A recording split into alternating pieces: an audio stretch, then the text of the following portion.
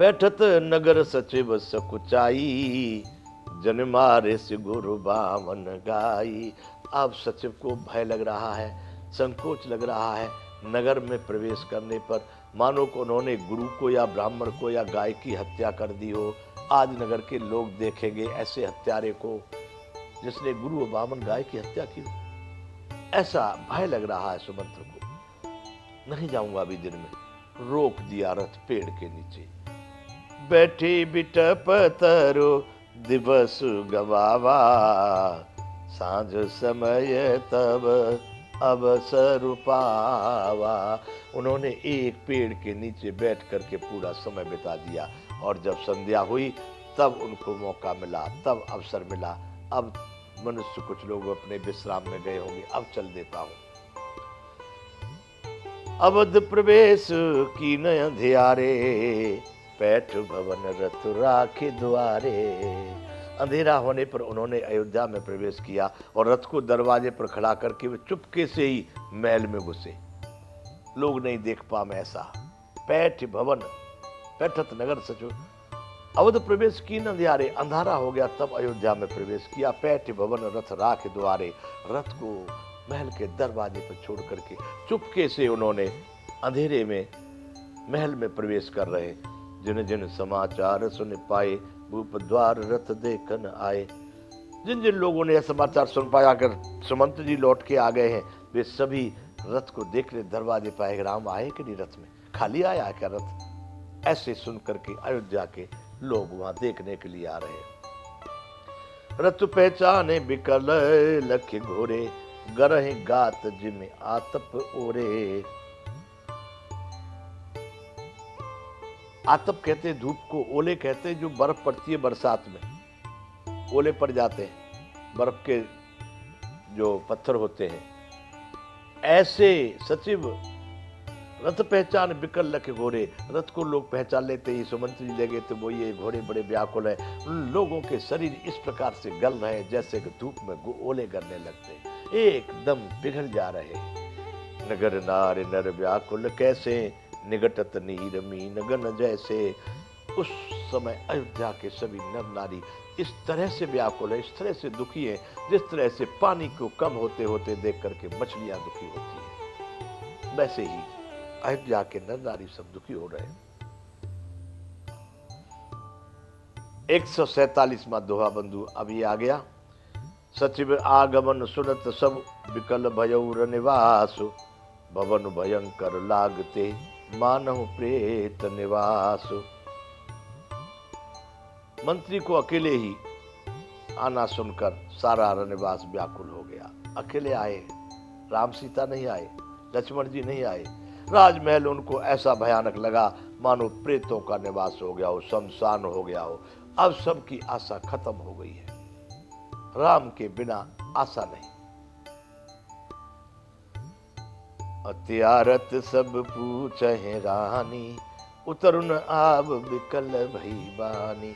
सभी रानियां सुमंत्र जी को पूछ रही हैं, बड़ी दुखी भाव से पूछ रही हैं, पर सुमंत्र को कुछ उत्तर नहीं आता, क्योंकि उनकी वाणी विकल हो गई है, रुक गई है, बोले नहीं पा रही है, इतने दुखी सुमंत्र है।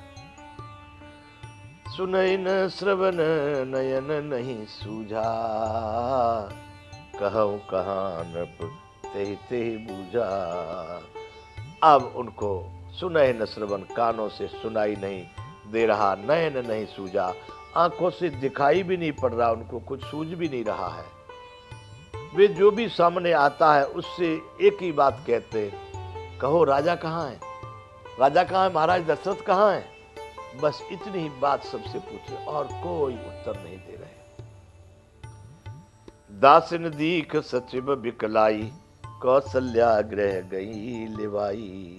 दासियों ने मंत्री की व्याकुलता को देखकर उनको लग गया कि काम बिगड़ चुका है, इसलिए वो सीधे सुमंत्र को कौशल्या के महल में लिवा गए। जब गए थे तो राजा दशरथ कैकेयी के महल में थे, फिर वो वहां से कौशल्या के महल में चले गए थे, इसलिए दासियां अब सुमंत्र को कौशल्या के महल में लिवा के गई हैं। जाय सुमंत्र दीख कस राजा, अमीर हित जनु चंद विराजा।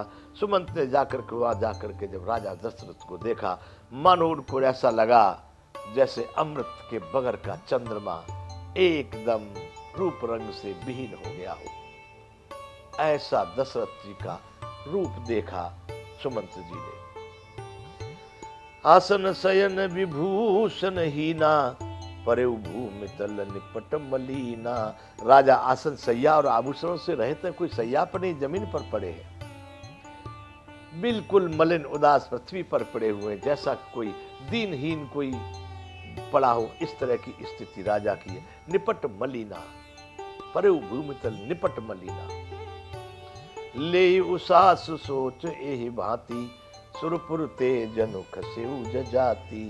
वे लंबी सांसें लेकर के इस प्रकार सोचते हैं मानो राजा ययाति स्वर्ग से गिरकर सोच रहे हो। स्वर्ग से उनको ढकेल दिया गया था राजा ययाति को, बड़ा दुख हुआ था, फिर सोच रहे थे। ऐसे महाराज दशरथ लंबी लंबी सांसें लेकर के सोच रहे हैं। लेत सोच भरे छिन छिन छाती, जनु जरि पंख परेउ संपाती। राजा क्षण क्षण सोच सोच करके अपनी छाती को भर ले रहे हैं, वे अति दुखी हो रहे हैं, जैसे जनु जरि पंख परेउ संपाती। गीधराज जटायु और संपाति की कथा इसमें आएगी आगे। सूर्य को छूने के लिए चल दिए थे, उनके पंख गिर गए संपाति के, और पंख जलने के बाद वो पृथ्वी पर गिर पड़े थे, बड़े मलिन और दुखी होकर के, क्योंकि पंख के बगैर पक्षी का जीवन कैसा हो जाएगा। राम राम कहि राम सनेही, उन कह राम लखन वैदेही। बार बार राम मेरे प्रिय राम, राम कहाँ है मेरे प्रिय राम, राम कहाँ है, लक्ष्मण कहाँ है, सीता कहाँ है। बस यही शब्द राजा दशरथ बोल रहे हैं, मुझे दिखाओ, राम लक्ष्मण सीता को दिखाओ। ऐसे व्याकुल हो रहे। 148वां दुआ बंधु अयोध्या कांड का। देख सचिव जय जीव कहे, की नेउ दंड प्रणाम। सुनत उठे व्याकुल नृपति, कहो सुमंत्र कहा राम। मंत्री ने देख करके जय जी प्रणाम किया है, दंडवत किया है महाराज को, महाराज मैं प्रणाम करता हूं। सुनते ही राजा व्याकुल होकर उठे और बोले, सुमंत कहो राम कहाँ है, राम आ गए। सुमंत्र की आवाज पहचान कर थोड़ी देर को राजा को अपना चेतना आई है और सुमंत्र को पूछ रहे हैं, राम कहाँ है सुमंत्र। भूप सुमंत्र लीन लाई, बूढ़त कछु आधार जनु पाई। राजा ने सुमंत्र को पकड़ के अपने हृदय से लगा लिया, मानो को कोई बहुत बड़े भंवर में डूबने जा रहा हो तो कुछ थोड़ा सा आधार मिल गया है, कुछ पकड़ने का कोई सहारा मिल गया है। ऐसा राजा को लगा सुमंत्र के आने पर, उनको पकड़ के अपने हृदय से लगा लिया है। सहित स्नेह निकट बैठारी, पूछत राव नयन भरे बारी। बड़े प्रेम के साथ अपने पास में बैठा करके, आंखों में नीर भर करके, नयन भरे बारी, वो जो है आंसुओं की धार बहार के हुए सुमंत्र से कुछ बातें पूछ रहे हैं अपने पास बैठा के। राम कुशल कहो सखा स्नेही, कहाँ रघुनाथ लखन वैदेही। हे सखा, मुझे राम की कुशल सुनाइए, कहाँ हैं लक्ष्मण और राम और सीता, तीनों कहाँ हैं, उनकी मुझे बात बताइए। आने फेर के बनहि सिधाए, सुनत सचिव लोचन जल छाए। सुमंत्र आए लौट के चले गए बन कोई। ऐसा जब सुमंत्र से पूछा राजा दशरथ ने, सचिव भी नहीं बोल पाए, उनके भी आंखों में से आंसुओं की धारा बह रही है। अब कहना तो पड़ेगा, उत्तर तो देना पड़ेगा। शोक विकल पुन पूछे नरेशु, कहु सिय राम लखन संदेशु। नहीं बोल पा रहे सुमंत्र, उनको भी बड़ा भारी कष्ट है। बार बार राजा शोक के अधीन होकर के सुमंत्र को पूछते, कहाँ है बताओ, सिया राम लक्ष्मण कहाँ है, बताओ सुमंत्र। राम रूप गुण शील स्वभाव, सुमिर सुमिर उर सोचत राऊ। राम लक्ष्मण और सीता के गुणों को याद कर रहे हैं। ऐसा शील था उनका, स्वभाव ऐसा था, ऐसा उनका हंसना था, ऐसा उनका बोलना था। राजा उनको सोच सोच करके बहुत विचित्र प्रकार से शोक कर रहे हैं, उनके चरित्र को याद करके।